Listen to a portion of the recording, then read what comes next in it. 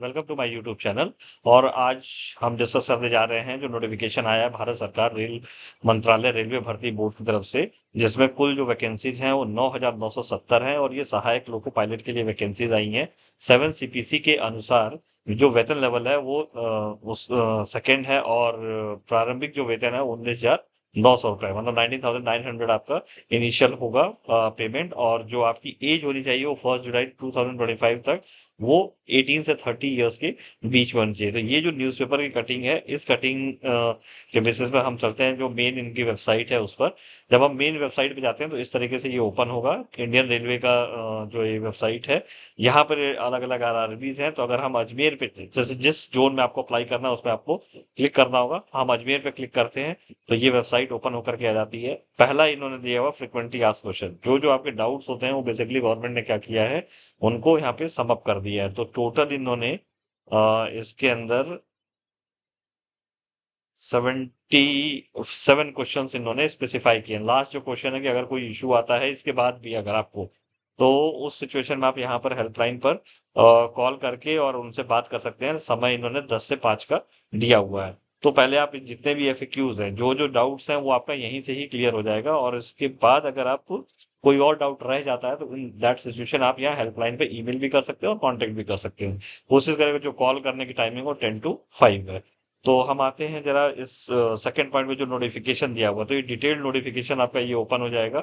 और फिर इसमें हम चेक करते हैं डिटेल्ड नोटिफिकेशंस के अंदर कि क्या क्या चीजें दी गई हैं। तो जो एम्प्लॉयमेंट न्यूज है ये 29 मार्च 2025 को आया था। एप्लीकेशन फॉर्म आपका 12 अप्रैल 2025 से ओपन हो गया है।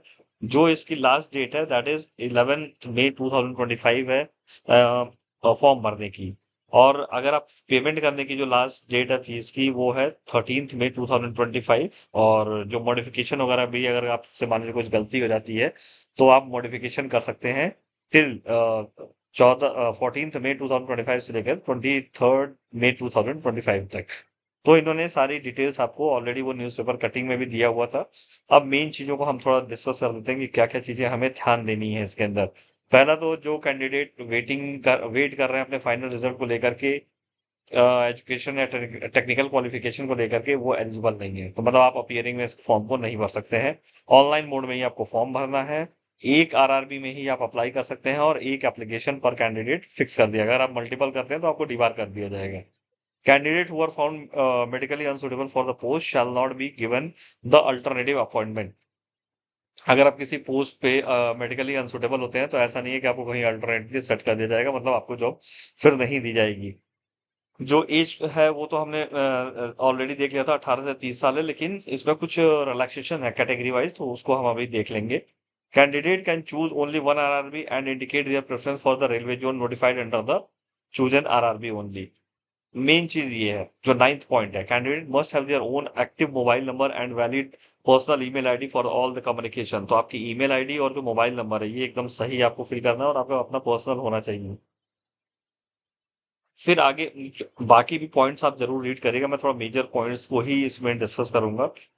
12 ऐसी डिटेल्स हैं, जब आप क्रिएट करेंगे अपने अकाउंट तो उसके अंदर आपको सही फिल करना है, जो आगे चल करके आप मॉडिफाई भी नहीं कर सकते हैं। That is mobile number, email ID, applicant number, father name, mother name, gender, nationality, date of birth, matriculation roll number, matriculation certificate, serial number, matriculation certificate date and e-KYC cannot be modified under any circumstances। तो ये आप इसको ध्यान दीजिएगा, ये जो 12 details हैं ये बहुत इंपॉर्टेंट है। और इनको आप आगे चल कर मॉडिफाई भी नहीं कर सकते, जो विंडो आपकी 14 मई से खुलेगी। इसके अलावा जो भी आपकी डिटेल्स होंगी वो मॉडिफाई हो जाएंगी। जो भी डिटेल्स आपको फिल करनी है वो क्रिएट अकाउंट पे जाकर के आपको फिल करना रहेगा। नेगेटिव मार्किंग 1/3 है इसके अंदर।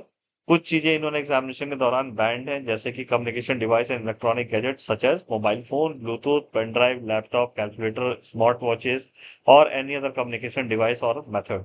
जो क्लॉक रूम अरेंजमेंट है वहाँ हर arrangement save for the belongings may not be available at the exam venue. कोई ऐसा जरूरी नहीं है कि क्लॉक रूम का अरेंजमेंट हो। तो इन सब चीजों का आपको ध्यान रखना होगा कि आपको कि कहाँ पर आप ये प्लेस करेंगे, और इसके लिए आप सावधानी खुद बरतिएगा। ये रिस्पॉन्सिबिलिटी इधर इन्होंने हटा दी है। साफ इन्होंने लिखा है clock room arrangement for safe keeping of belonging may not be available at the exam venue.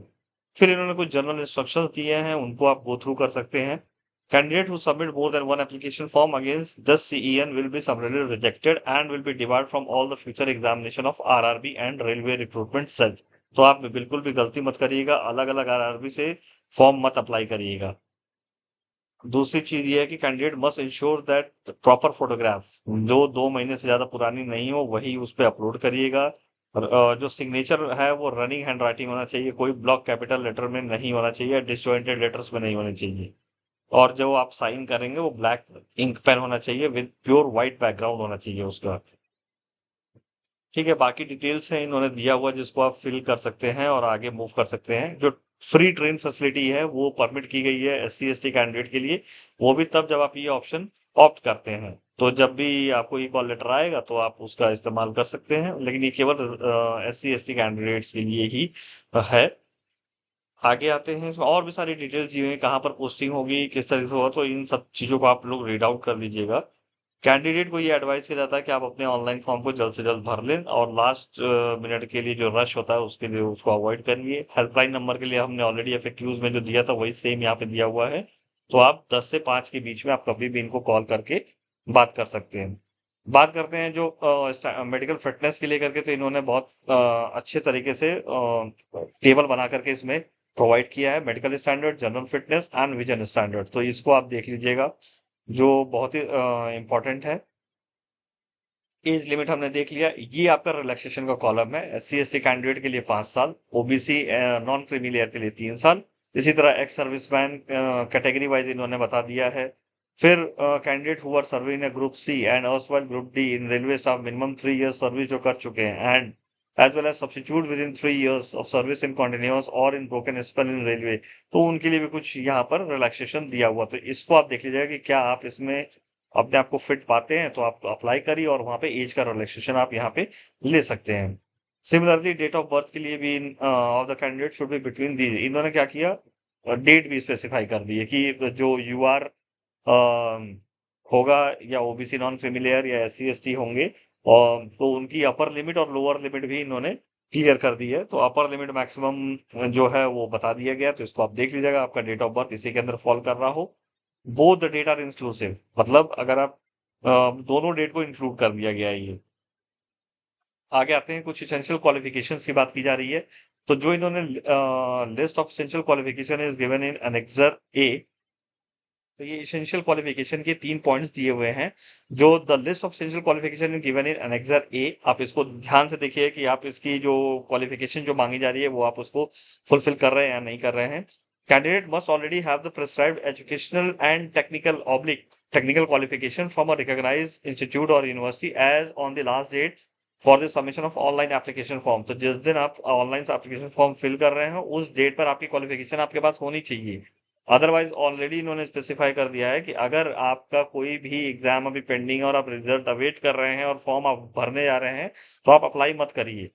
Examination fees जो है उन्होंने सारे कैंडिडेट के लिए 500 रुपए कर दिया है, लेकिन जो reserve category SC ST, ex serviceman, female, transgender, minorities और इकोनॉमिकली बैकवर्ड क्लासेस के लिए इन्होंने 250 रुपीज स्पेसिफाई किया हुआ है।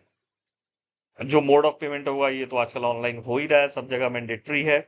जो आगे जो हर कैटेगरी के लिए कुछ स्पेसिफिक गाइडलाइंस दी हुई हैं, तो आप जिस भी कैटेगरी में बिलोंग करते हैं वहां पर आप उसकी कंडीशंस को आप देख सकते हैं।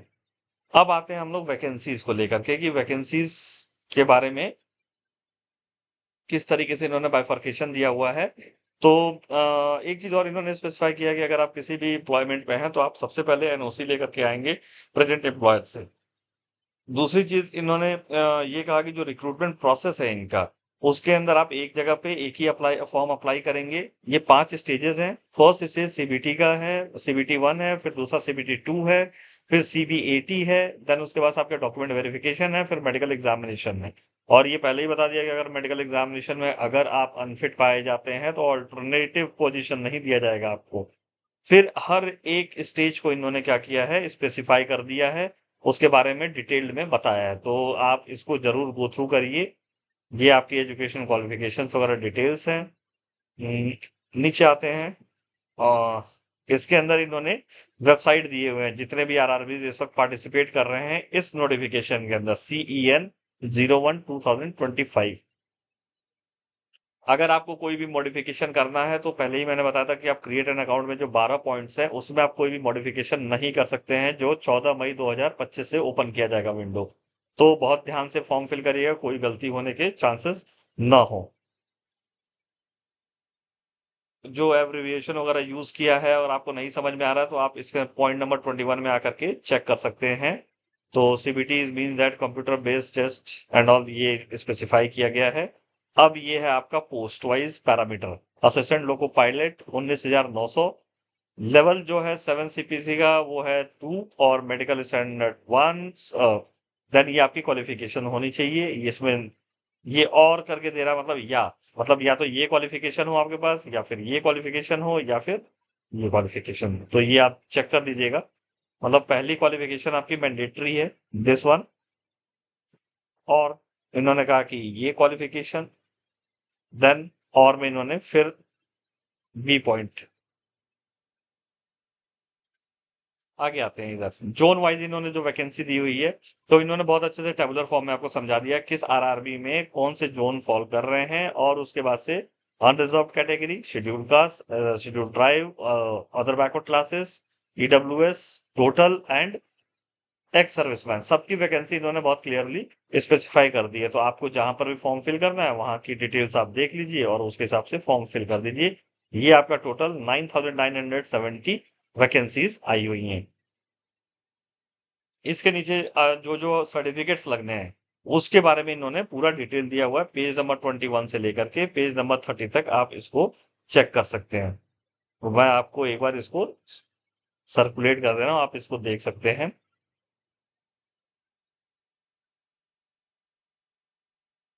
ये सारे एनेक्सर्स इन्होंने अटैच कर दिए हैं कि this is final, last annexure is this 7B। और आप लोग इस फॉर्म को देखिए अगर आप इसमें अप्लाई करना चाहते हैं, इंटरेस्टेड हैं, क्योंकि वैकेंसी बहुत ज्यादा है। 9,970 वैकेंसी है, तो पॉसिबिलिटीज भी बहुत ज्यादा है आपके सेलेक्ट होने की। सो इस पे आप जाइए, अप्लाई करिए and all the best. Thank you.